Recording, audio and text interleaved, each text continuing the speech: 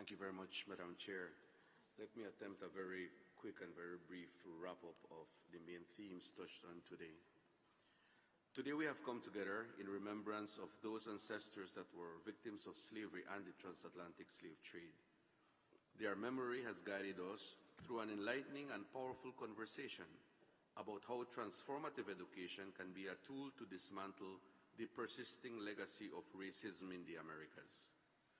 As the chair of the Permanent Council, Ambassador Anthony Phillips-Spencer has pointed out, although 200 years have passed since the abolition of slavery, we still experience denialism and a reluctance to recognize the inequalities that keep Afro-descendant persons from enjoying the full rights to which they are entitled.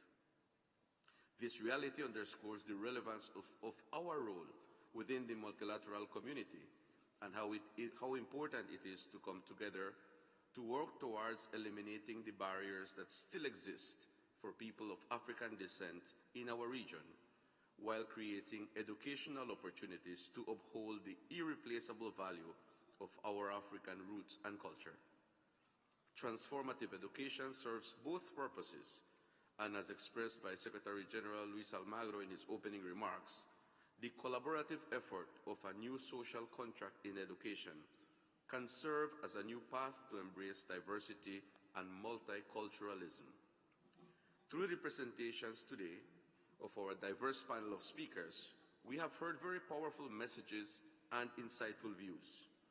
Professor Justin Hansford expressed that racism is an artifact of slavery which must be eradicated.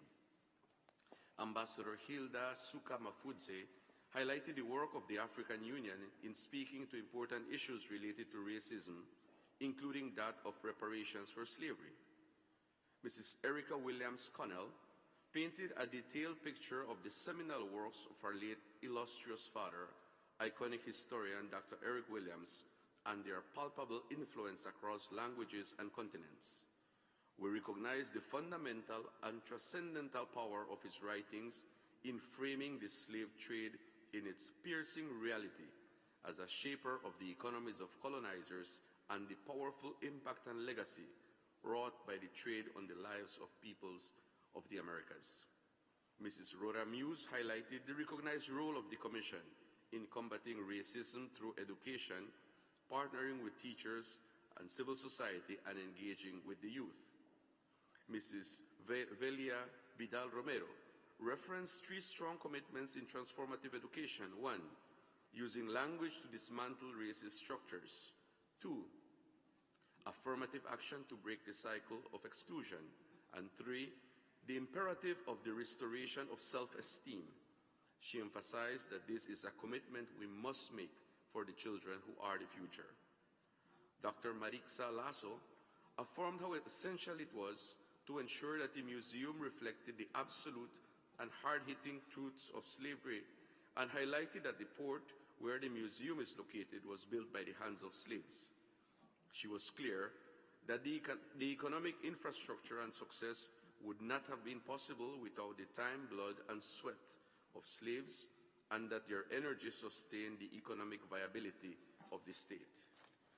In their dialogue with presenters, member states also expressed views on a broad cross-section of highly relevant issues that connect to the topic, recounting national perspectives from the historical background of the journey from slavery to colonialism to independence, as well as the laudable work that has been undertaken by governments and by the people they serve to continue to elevate their lives and to underpin their aspirations for the realization of their full potential. The OAS will strive to continue forging collaborations that recognize and value the importance of promoting racial equality in all areas of our work. We will also continue to support efforts to further transformative education in our member states and ensure that it is forged into a tool for positive change in our region. The Plan of Action for the Decade for Persons of African Descent in the Americas incorporates such a premise and is our roadmap on this very important work, both at the OAS institutional level as well as locally for member states.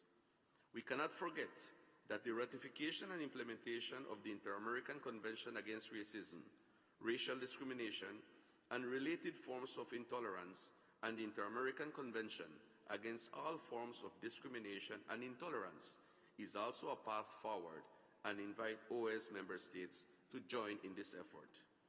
As we close today's session, I trust we are ready to set on a path that will honor those who came before us and who fell victims to slavery and the slave trade. We proudly recall the resilience and power of the Afro-descendant peoples of the Americas, and in their strength find both inspiration and motivation for our work here at the OAS. I wish to recognize all of the member states who assisted in the planning and execution of the week's activities, particularly the permanent missions of Canada, Colombia, Trinidad and Tobago, and the United States, who provided financial and in-kind support to our events. As mentioned by the Chair, I also acknowledge the tireless work of all of the OAS departments, as well as the Office of the Secretary General and the staff in my office who helped to bring this week's activities to fruition. Finally, I would like to remind everyone that the 6th Inter-American Week continues. I highlight our literary exhibitions outside in the Hall of Heroes. This exhibition includes a list of African first names, a book exhibition of fiction and non-fiction works of persons of African descent, and an online children and youth reading corner, which together form part of the organization's commitment to promote transformative education. Additionally, on March the 24th, that is this Friday, commencing at 2 p.m., the virtual series, A Chat with the OAS, will feature 3 prominent experts in education from across the Americas.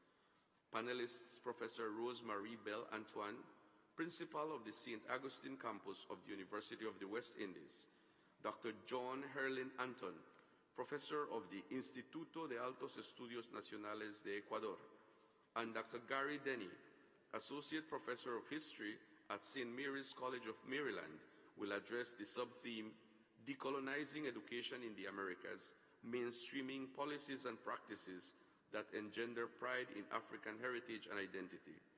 Promotional flyers will be transmitted to all permanent missions. We invite you to participate actively in all the upcoming events. Thank you, Madam Chair. Gracias.